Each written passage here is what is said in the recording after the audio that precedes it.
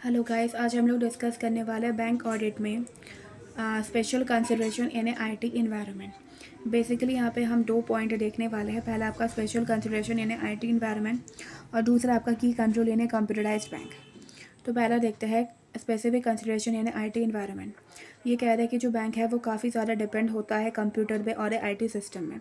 तो इसलिए ऑडिटर को क्या लेना पड़ता है, ऑडिटर को अंडरस्टैंडिंग लेनी पड़ती है बैंक के आईटी सिस्टम की, कि बैंक का जो आईटी सिस्टम है वो कैसे काम करता है। इसके लिए ऑडिटर को तीन चीज़ जो है वो चेक करनी पड़ेगी। पीडीसी क्या चेक करनी पड़ेगी? पीडीसी। पी का मतलब पॉलिसी, डी का मतलब डेटा, सी का मतलब कंट्रोल। मेरे साथ बोलिए, पी का मतलब पॉलिसी, से डी का मतलब डेटा, सी का मतलब कंट्रोल। पी का मतलब पॉलिसी में ऑडिटर चेक करेगा ओवरऑल आईटी पॉलिसी को और बैंक के सिस्टम को। उसके बाद ऑडिटर डेटा देखेगा। डेटा के रिगार्डिंग वो क्या देखेगा कि जो डेटा है वो कैसे प्रोसेस होता है सिस्टम में और कैसे वो शेयर होता है एक सिस्टम से दूसरे सिस्टम में। उसके बाद वो देखेगा कि जो डेटा है वो सेफ है क्या, क्या वो सिक्योर है क्या, और क्या वो एक्यूरेट है क्या। उसके बाद ऑडिटर क्या देखेगा? कंट्रोल लिखेगा। कंट्रोल किस चीज़ के regarding? Important area like expense को बुक करना एंड ओवर ड्यू आइडेंटिफिकेशन। उसके बाद ऑडिटर कंट्रोल देखेगा ई बैंकिंग ट्रांजेक्शन यानी इंटरेस्ट ट्रांजेक्शन में। अब देखते हैं, because bank depend a lot on the computer and IT system, auditor must understand how the bank IT system are work। Bank का कैसा IT सिस्टम जो है वो कैसे काम करता है। इसके लिए ऑडिटर जो है वो तीन चीज़ जो है वो चेक करता है। That is the PDC. Auditor check auditor should check क्या चेक करेगा? P is the policy, overall IT policy and the system of the bank.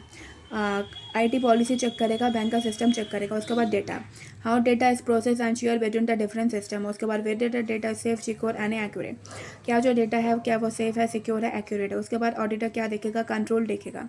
Control over important area like the expense booking, expense कैसे book किया जाता है। उसके बाद overall identification. उसके बाद ऑडिटर देखेगा कंट्रोल किसके regarding? Control on e banking transaction और इंटरनेट ट्रांजेक्शन। उसके बाद बच्चों हम देखने वाले की control in a computerise bank. क्या है की control in a computerise bank? इसमें आपको निमानिक्स याद रखना है। आप पास हो। क्या है आप पास हो? ए का मतलब एक्यूरेट, ठीक है, ए का मतलब एक्यूरेट, पी का मतलब पावर फेलियर, ए का मतलब access as per the job. मेरे साथ बोलिए, ए का मतलब एक्यूरेट, पी का मतलब पावर फेलियर, ए का मतलब access as per the job. S का मतलब सेग्रीगेशन ऑफ द ड्यूटीज और यू का मतलब अनऑथोराइज चेंज।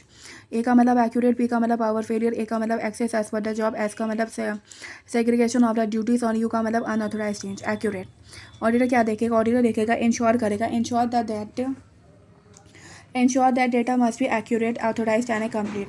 ऑडिटर इंश्योर करेगा जो डेटा है वो एक्यूरेट होना चाहिए, ऑथोराइज होना चाहिए, कंप्लीट होना चाहिए।